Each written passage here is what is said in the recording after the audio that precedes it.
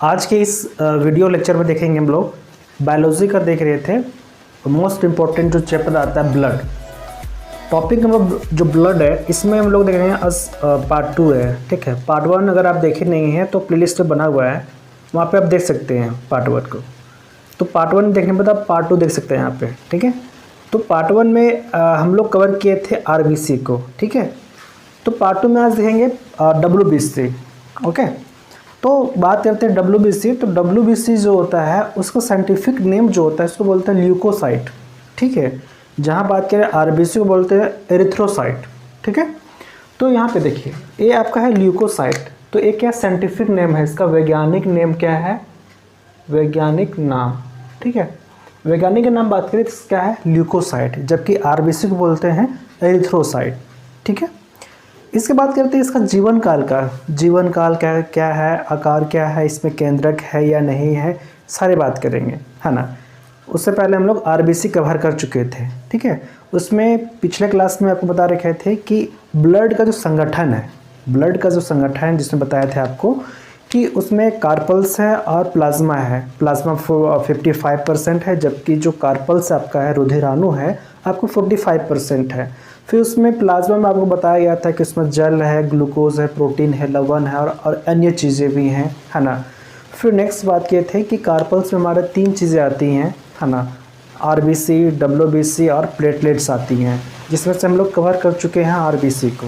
Okay, अब यहाँ देख रहे हैं WBC। तो WBC का साइंटिफिक नेम की बात करें तो आपका ल्यूकोसाइट हो गया। इसका आकार की बात करें, है ना, आकार की बात करें तो आकार इसका निश्चित नहीं होता है, अनिश्चित होता है। आकार इसका होता है क्या होता है, अनिश्चित होता है, अनिश्चित। ठीक है, इसका निश्चित आकार नहीं होता है। ठीक है, जबकि आरबीसी का जो आकार क्या होता है, गोल होता है, निश्चित उसका होता है। ठीक है, जबकि इसका क्या होता है, अनिश्चित होता है, अनिश्चित। ठीक है, वही बात करें इसमें संख्या कितनी होती है, इसका जीवन काल क्या होता है। तो संख्या की बात करें तो संख्या इसका होता है 8 से 10,000 होता है ना। 8 से 10,000 होता है, इसकी संख्या होती है। ठीक है, बात करें इसमें केंद्रक है या नहीं है, केंद्रक है, इसमें अवेलेबल होता है। केंद्रक किसमें है, मतलब आपका डीएनए और आरएनए इसमें होंगे। ठीक है, तो क्या होगा इसमें डीएनए और आरएनए। ठीक है, आपको क्या बताएं कि जो आरबीसी होता है, आरबीसी में आपका केंद्रक नहीं होता है, जिसके कारण से किसी भी मतलब व्यक्ति का अगर आरबीसी लेकर अगर आप उसमें चाहेंगे कि उसका डीएनए टेस्ट करना, वो पॉसिबल नहीं है। ठीक है, उससे नहीं हो पाएगा, आपको WBC का मदद लेना ही पड़ेगा, क्योंकि केंद्रक जिसमें होता है उसी से आप डीएनए टेस्ट कर सकते हैं। ठीक है, तो केंद्रक होता है इसमें WBC में होता है, इसमें डीएनए और आरएनए दोनों होता है। आपका संख्या हो गया 8 से 10,000 हो गया। जीवन काल की बात करें तो 2 से 4 दिन होता है, 4 दिन। ठीक है, इसका जीवन काल होता है 2 से 4 दिन।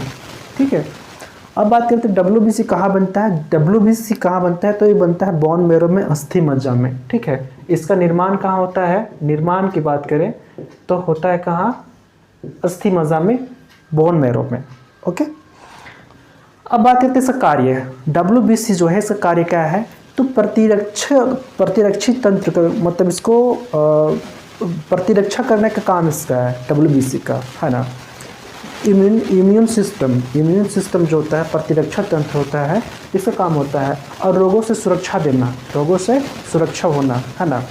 और बात करें जीवाणु को ये नष्ट करता है, बैक्टीरिया जो आता है ना, तो बैक्टीरिया को नष्ट करता है ना, रोगों से सुरक्षा प्रदान करता है और इम्यून सिस्टम को बनाता है। ठीक है, तो इम्यून सिस्टम जो होता है, किसी भी व्यक्ति का अगर बीमारी हो रहा है, कोई भी रोग हो रहा है, तो रोकने का काम कौन करता है, WBC। जिसका जितना WBC स्ट्रॉन्ग होगा, है ना, मजबूत होगा, है ना, जितना होगा उसमें क्या होगा कि उसका बीमार होने का चांसेस कम होगा। ठीक है, और जिसका वीक होगा WBC, है ना, तो मैक्सिमम व्यक्ति वो बीमार पड़ रहता है। ठीक है, तो इम्यून सिस्टम जो होता है आपका WBC में होता है, और ये बैक्टीरिया को मारता है, जीवाणु को मारता है। ठीक है, इसलिए इसके क्या बोलते हैं, रक्षक गार्ड सेल बोल जाता है, रक्षक गार्ड सेल या रक्त पुलिसमैन। ठीक है, या रक्त की पुलिसमैन भी इसे बोला जाता है, WBC को बोलते हैं। ठीक है, WBC बोलते हैं वाइट ब्लड कार्पल्स, श्वेत रक्त कणिकाएं। ठीक है, यहाँ तक आप समझ गए। अब बात करते हैं प्रतिरक्षा तंत्र जो है, ठीक है, एंटीबॉडी की बात करते हैं। WBC में जो एंटीबॉडी पाया जाता है वो टोटल 5 एंटीबॉडी होते हैं, ठीक है, जो जीवाणु से मतलब जो रोगों से लड़ने के काम करते हैं, ठीक है। इसमें देखते हैं टाइप कौन कौन से हैं। बेसिकली बात करें तो WBC में जो एंटीबॉडी का टाइप है, एंटीबॉडी का जो प्रकार है, इसमें 2 टाइप का है, ठीक है। एक होता है कणिका युक्त होता है, एक होता है अकणिका युक्त होता है, ठीक है। कणिका युक्त है इसे बोलते हैं ग्रैनुलोसाइट्स बोलते हैं, और इसमें अग्रैनुलोसाइट बोलते हैं, ठीक है। तो कणिका युक्त और अकणिका युक्त, कणिका युक्त में आएंगे तो आपको 3 मिलेंगे और अकणिका युक्त में 2 मिलेंगे, ठीक है। इस बात करते हैं न्यूट्रोफिल्स। पहला कौन सा है? न्यूट्रोफिल्स, बेसोफिल्स और एसिनोफिल्स, ठीक है। और एसिनोफिल्स, बेसोफिल्स और न्यूट्रोफिल्स, टोटल इसमें 3 है कणिका युक्त में। जबकि बात करें वहीं अकणिका युक्त में, इसमें 2 हैं, मोनोसाइट और लिम्फोसाइट, ठीक है। पहले देखते हैं न्यूट्रोफिल्स। न्यूट्रोफिल्स जो है सबसे ज़्यादा संख्या किसका है? न्यूट्रोफिल्स का है। सबसे अधिक संख्या की बात करें तो न्यूट्रोफिल्स का है, 65% है न्यूट्रोफिल्स का, ठीक है। वहीं बात करें बेसोफिल्स का, सबसे कम होता है बेसोफिल्स का, इसका होता है परसेंटेज 1% होता है, आपका बेसोफिल्स का होता है। अब बात करते हैं इसका जो काम होता है, किसका किसका क्या काम होता है। एंटीबॉडी की बात करते हैं। टोटल एंटीबॉडी 5 आपके हो गए, ठीक है। पहला जो न्यूट्रोफिल्स, बेसोफिल्स, एओसिनोफिल्स और चौथा नेक्स्ट मोनोसाइट और लिम्फोसाइट, ठीक है। देखिए न्यूट्रोफिल्स का जो काम है, न्यूट्रोफिल्स का जो काम है एक क्या है, जीवाणु जो है, बैक्टीरिया है, उस पर आक्रमण करना। बाहर से आने वाले, हमारे शरीर में बाहर से आने वाले जो बैक्टीरिया हैं, जीवाणु हैं, उस पर आक्रमण करता है। कौन करता है? आपका न्यूट्रोफिल्स करता है, ठीक है। बाहर से आने वाले जीवाणु पर आक्रमण करता है और रोगों से रक्षा करता है, ठीक है। रोगों से शरीर में रक्षा करता है, ठीक है। ये काम हो गया आपका न्यूट्रोफिल्स का। जिसका जितना मजबूत होगा न्यूट्रोफिल्स, वो बैक्टीरिया को मारने में ज़्यादा सक्षम होगा और शरीर में जो रोगों से रक्षा ज़्यादा करेगा, ठीक है। ये हो गया। बात करते हैं बेसोफिल्स का, तो बेसोफिल्स का जो परसेंटेज है बहुत कम है, इसका 1% होता है और ये काम जो करता है एलर्जी से हमें बचाता है। बेसोफिल्स जो होता है ये हमें एलर्जी से बचाता है, ठीक है। वही बात करते हैं इओसिनोफिल्स। ये एसिनोफिल्स क्या है? प्रोटोजोआ, ठीक है। प्रोटोजोआ से ये हमें बचाता है, ठीक है। प्रोटोजोआ संक्रमण से हमें रक्षा करता है। कौन करता है? इओसिनोफिल्स करता है, ठीक है। आपका प्रोटोजोआ से संक्रमण से बचाता है। आपके त्वचा में अगर कोई प्रोटोजोआ आ गया तो इसमें इओसिनोफिल्स का संख्या में वृद्धि हो जाती है और हमें प्रोटोजोआ से क्या करती है? ये रक्षा करती हैं, आपका इओसिनोफिल्स, ठीक है। अब बात करते हैं, इसमें आते हैं अकणिका युक्त में।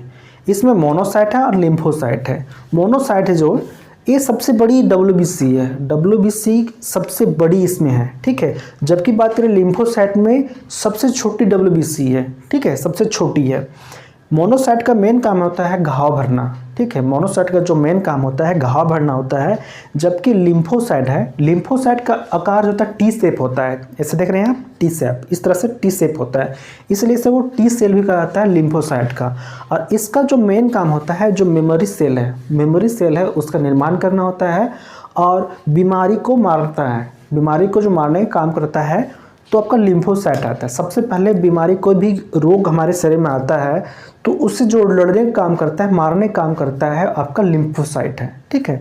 तो लिम्फोसाइट का काम है बीमारी को मारना, मेमोरी सेल का निर्माण करना। जबकि वहीं बात करें मोनोसाइट का, तो अगर आप कोई जख्म हो गया है, कोई घाव हो गया है, तो घाव भरने का काम करता है आपको मोनोसाइट करता है। और मोनोसाइट सबसे बड़ी WBC है, जबकि आपका लिम्फोसाइट है सबसे छोटी WBC है, ठीक है।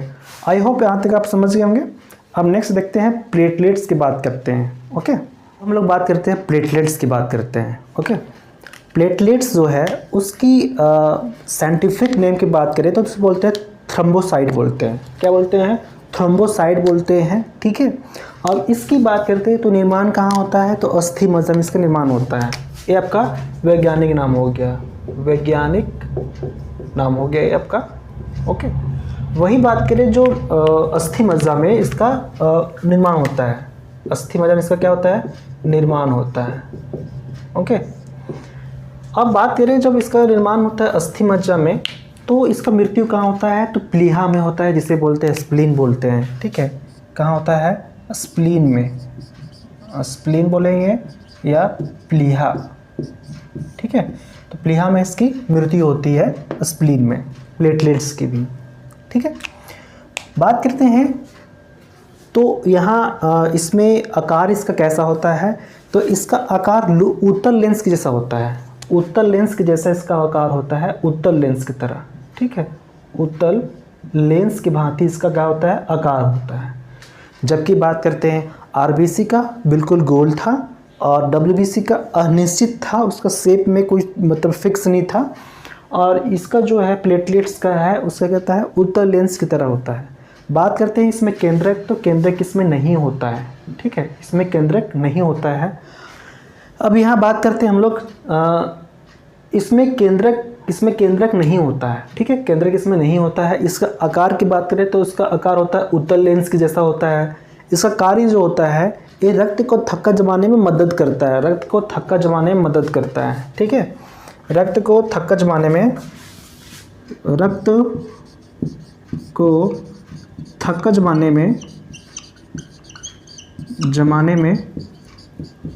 मदद करता है, ठीक है, मदद करता है। वही बात करें, इसका जो जीवन काल है 3 से 5 दिन होता है इसका जीवन काल, ठीक है। वही बात करें इसका जीवन काल कितना होता है, तो 3 से 5 दिन इसका जीवन काल होता है। और ये पाया जाता है, ये सामान्यतः केवल ये पाया जाता है स्तनधारियों में। केवल कहाँ पाया जाता है? तो स्तनधारियों में पाया जाता है, मैमल्स में, ओके। डेंगू जब होता है, जब डेंगू होता है तो उस टाइम क्या होता है कि हमारा प्लेटलेट्स क्या होता है? बिल्कुल डाउन हो जाता है, ठीक है। सबसे पहले प्लेटलेट्स डाउन होता है डेंगू के केस में। और एक कोई सामान्य व्यक्ति है, उसका प्लेटलेट्स की बात करें, है ना, तो 1.5 to 4.5 लाख, ठीक है, मतलब 1.5 लाख से 4.5 लाख प्रति माइक्रोलीटर होता है, ठीक है, माइक्रोलीटर होता है एक सामान्य व्यक्ति का प्लेटलेट्स, ठीक है। ये आपका प्लेटलेट्स से हुआ। वही बात करते हैं कि एक होता है हीमोफीलिया, ठीक है। हीमोफीलिया जो होता है, ये क्या होता है? एक अनुवांशिक रोग है, ठीक है। कैसा है? एक अनुवांशिक है कि अनुवांशिक कहने के सेंस मतलब कि एक जनरेशन के बाद दूसरे जनरेशन में, फिर तीसरे में, ऐसे में आते आता है, हीमोफीलिया होता है। हीमोफीलिया में क्या होता है कि इसमें बाहर में बहता हुआ खून, जैसे मान लो कट गए हैं तो कटा हुआ खून बाहर बह रहा है, वो थक्का जमता नहीं है, ठीक है। तो बाहर थक्का जमता नहीं, बाहर बहता हुआ खून थक्का जमता नहीं है, इसमें यही होता है, ठीक है। ये क्या होता है? अनुवांशिक होता है। इसे रॉयल डिजीज बीमारी कहा जाता है, शाही बीमारी। क्यों कहा जाता है? क्योंकि इंग्लैंड की जो महारानी थी, वो महारानी को हुआ था, ठीक है। और महारानी के होने के बाद पूरा जनरेशन में उनका जो अनुवांशिक जो है ना, वंशानुगत होता चला गया, ठीक है। इसलिए से बोलते हैं रॉयल डिजीज, शाही बीमारी, ओके। अब बात करते हैं कि देखिए, एक होता है ब्लड बाहर में जमना, जैसे कट गए हाथ में, वो ब्लड बाहर बह रहा है और जम नहीं रहा है, तो आपका हीमोफीलिया है, ठीक है। जबकि बात करें कि हमारे शरीर के अंदर ब्लड है, ठीक है, तो ब्लड सर्कुलेट हो रहा है अंदर में। अब वहाँ पे ब्लड नहीं जमना, ठीक है, नहीं जो जमता है, किस कारण नहीं जमता है? हेपरिन के कारण नहीं जमता है। ब्लड नहीं जमना,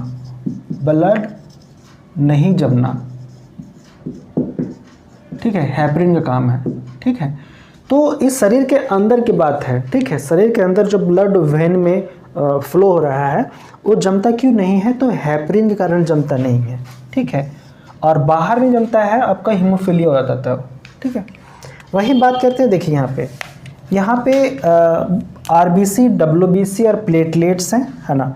इनका संख्या का रेशियो और आकार का रेशियो की बात करते हैं, तो सबसे अधिक जो संख्या होता है वो आपका आरबीसी का होता है, जो 50 लाख होता है, ठीक है। सबसे अधिक आपका आरबीसी होता है। फिर बात करते हैं प्लेटलेट्स होता है, और सबसे कम जो होता है आपका डब्ल्यूबीसी होता है, ठीक है। सबसे कम जो आपका होता है डब्ल्यूबीसी होता है, ठीक है। तो संख्या के अगर पूछे सबसे ज़्यादा आरबीसी, फिर प्लेटलेट्स, उसके बाद फिर सबसे लास्ट होता है डब्ल्यूबीसी। वही बात करें आकार में, ठीक है, आकार किससे कितना बड़ा होता है? सबसे बड़ा जो आकार होता है आपका डब्ल्यूबीसी का होता है। डब्ल्यूबीसी का आकार क्या होता है? अनिश्चित होता है, निश्चित नहीं होता है। वहीं फिर बात करते हैं सबसे बड़ा डब्ल्यूबीसी होता है, उसका फिर प्लेटलेट्स का होता है, फिर लास्ट में सबसे कम जो आकार होता है आरबीसी का होता है। और फिर नेक्स्ट बात करते हैं, देखिए यहाँ पे आरबीसी, डब्ल्यूबीसी और प्लेटलेट्स का रेशियो तो 600:1:40, ठीक है। ये आपका आरबीसी, डब्ल्यूबीसी और प्लेटलेट्स का रेशियो है, ठीक है। आई होप आपको समझ में आ गया होगा, है ना। फिर इसका नेक्स्ट पार्ट हम लोग नेक्स्ट वीडियो में देखेंगे लिए। तो आज के लिए इतने करते हैं। तो वीडियो अच्छी लगे तो वीडियो को लाइक करना ना भूलें, और फर्स्ट टाइम चैनल पर विजिट किए हैं चैनल को सब्सक्राइब कर लें और बेल आइकन को प्रेस कर लें ताकि वीडियो का नोटिफिकेशन आपको मिलते रहे।